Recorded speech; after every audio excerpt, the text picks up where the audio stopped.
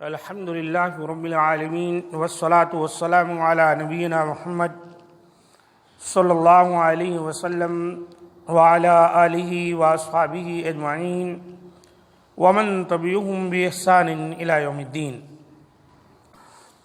وعن ابی موسیٰ رضی اللہ عنہ قال قلت یا رسول اللہ ای المسلمین افضل قال من سلم المسلمون من لسانہ ویدہ، متفق علیہ۔ حضرت ابو موسیٰ رضی اللہ تعالیٰ عنہ بیان فرماتے ہیں کہ میں نے عرض کیا یا رسول اللہ مسلمانوں میں سے کون افضل ہے؟ آپ نے فرمایا من سلم المسلمون من لسانہ ویدہ، جس کی زبان اور ہاتھ سے دوسرے مسلمان محفوظ ہوں۔ یہ صحیح بخاری و مسلم کی حدیث ہے۔ اس حدیث سے پتہ چلا کہ اصل میں مسلمان سچا وہ ہے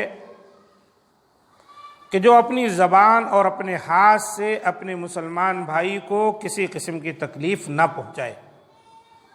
یوں تو سبھی مسلمان ہیں، لیکن ان مسلمانوں میں بہتر کون ہے جس کی زبان بھی اپنے بھائی مسلمان کے لیے اور اس کا ہاتھ بھی اپنے مسلمان بھائی کے لیے ایذا کا باعث نہ بنی، تکلیف کا باعث نہ بنی۔ وعن سہل بن سعد قال قال رسول اللہ صلی اللہ علیہ وسلم من یضمن لی ما بین لحییہ وما بین رجلیہ اضمن لہ الجنہ۔ حضرت سہل بن سعد رضی اللہ تعالیٰ عنہ سے روایت ہے کہ رسول اللہ صلی اللہ علیہ وآلہ وسلم نے فرمایا جو شخص مجھے دو جبڑوں کے درمیان جو چیز ہے یعنی زبان کی اور دو پیروں کے درمیان جو چیز ہے یعنی شرمگاہ کی حفاظت کی ضمانت دے دے تب میں اس کے لیے جنت کی ضمانت دیتا ہوں۔ یہ حدیث بھی متفق علیہ ہے، امام بخاری و مسلم نے روایت کیا ہے۔ دو جبڑوں کے درمیان زبان ہوتی ہے اور دو پیروں کے درمیان شرمگاہ، ان دونوں کی حفاظت پر جنت کی بشارت ہے۔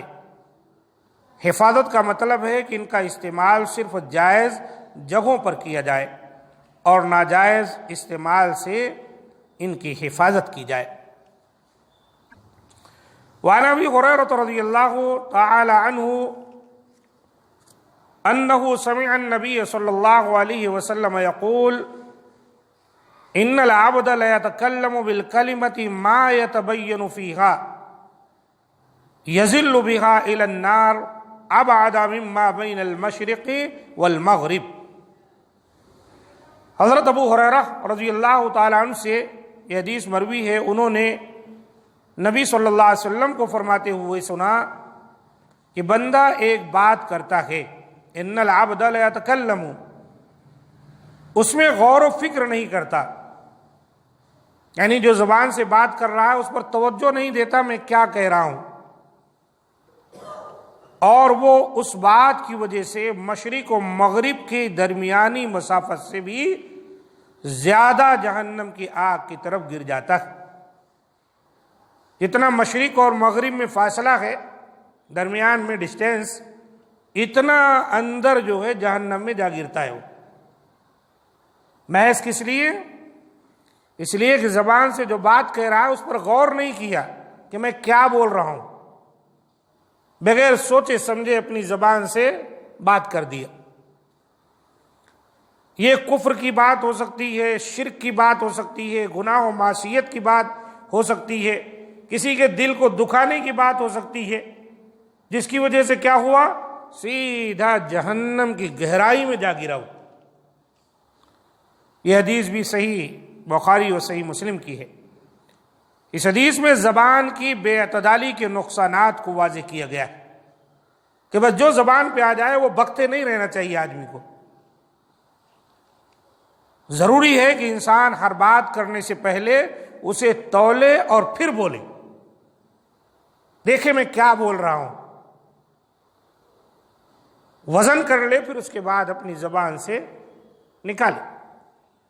جیسے اللہ کے رسول نے کہا فَلْيَقُلْ خَيْرًا أَوْ لِيَصْمُتْ، آدمی اچھا وہی ہے جو بولے تو اچھی بات بولے یا پھر خاموش رہے۔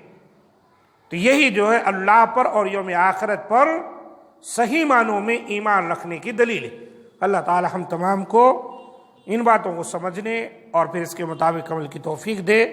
ھذا ما عندی، سبحان ربک رب العزۃ عما یصفون وسلام علی المرسلین والحمد للہ رب العالمین۔